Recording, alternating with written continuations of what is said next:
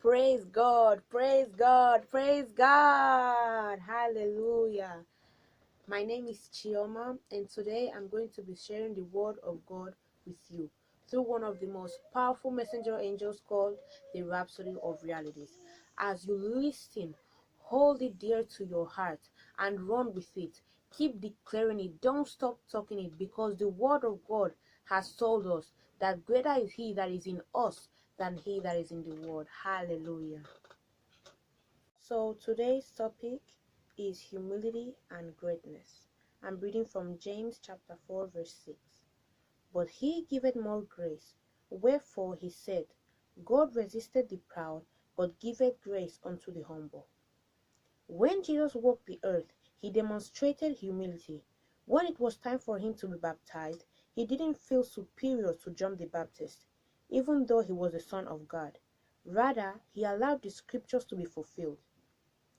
That's because truly great people are humble and motivated by one thing only: fulfilling God's word, doing things God's way. They are also inspired to serve. Jesus said to his disciples, "Whoever must be great amongst you must have the hearts of a servant." Not only did he say this to them, he acted it by washing the feet of his disciples. Then he explained his actions, saying, "You call me teacher and Lord, and you say, well, for so I am. If I then, your Lord and teacher, have washed your feet, you also ought to wash one another's feet. For I have given you an example, that you should do as I have done to you.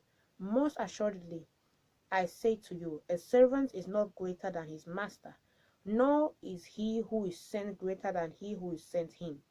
If you know these things, blessed are you if you do them." In Philippians chapter 2, we read again about his unparalleled humility. Though he was himself God, he humbled himself and died a criminal's death in our behalf. But see the result of his humility. Therefore, God also has highly exalted him and given him the name which is above every other name, that at the name of Jesus every knee should bow, of those in heaven, and of those on earth, and of those under the earth, and that every tongue should confess that Jesus Christ is Lord, to the glory of God the Father. Hallelujah. Let this mind be in you, which was also in Christ Jesus, meaning emulate his humility. Is the pathway to greatness. There's no shortcuts. Pride goes before a fall, but humility promotes. So now I would want you to repeat this prayer after me. Please say, "Dear Heavenly Father, I thank you for the enlightenment of the scriptures. I'm a product of your word, and I walk in humility and love, conscious of your grace that pilots me in my upward and forward journey of greatness. In the name of our Lord Jesus. Amen." So I hope you have been most definitely blessed by this. I hope you learned so many things, and I hope you learned the most important thing, that is more important to be humble than to be pride. Because as we read here, pride goes before fall. Thank you so much for your attention. But now I want to lead you into salvation. If you're not a Christian yet, if you haven't been born again, I want you to take the next step. I want you to be a child of God, and you can be assured that when Jesus Christ comes back, that he's coming very soon, you will be going with him. So if you do want to be a Christian, I want to welcome you to say this prayer of salvation after me. Now please say this prayer after me and mean it from the bottom of your heart. Say, "Oh Lord God, I believe in Jesus Christ, the Son of God. I believe he died to save my soul. I believe God raised him from the dead, and he is alive today. I confess with my mouth Jesus Christ is Lord of my life. I receive eternal life into my heart. Thank you, Lord. I have a new life now. The old life of sin is gone forever. I'm a child of God now. I am born again." If you said that prayer, congratulations, and I want to pray for you that each and every one of these individuals that said that prayer will be blessed abundantly, and that will continue bringing people to Christ. They will continue seeing blessings more than they can ever imagine in their lives.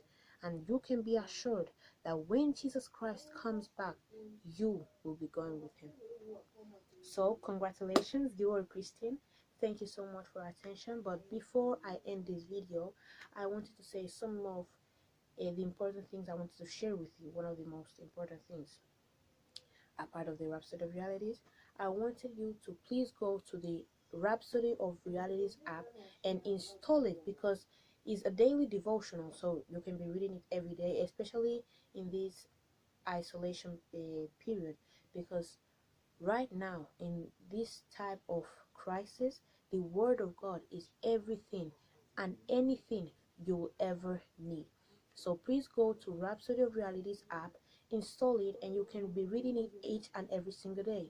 Also, I want you to go to Pastor Chris's YouTube channel. Our man of God, Pastor Chris, is a great prophet of God, and there are many messages in his YouTube channel that you can be consulting, you can be watching in your free time, and be learning and building your faith. Also, our man of God, Pastor Chris, a part of the Rhapsody of Reality that he wrote, he has many books. One of them that will be really useful to you right now is Now That I Am Born Again. Now that you are born again, you can see that book in the Rhapsody of Realities app. You can just go there and download it, or if not, in Pastor Chris's YouTube channel, you can go there and call the Christ Embassy, our church, call him for him to send you the book to have it. You can be reading it to figure out and building your faith in this new Christian life that you're living. Thank you so much for your attention, and hope to see you in the next one. Make sure you like this video, subscribe, and comment below. Bye.